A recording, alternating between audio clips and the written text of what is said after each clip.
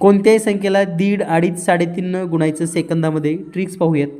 समजा आपल्याला 12 गुणिले 1.5 करायचं आहे. तर यामध्ये 12 1 12 म्हणजे हे पूर्ण 1 असल्यामुळं 12 1 12 आणि 12च्या अर्ध 6 म्हणजे 12 आणि 6 18. तर याचं उत्तर येतं 18. समजा आपल्याला 2.5 न गुणायचं आहे. समजा 32 आहे.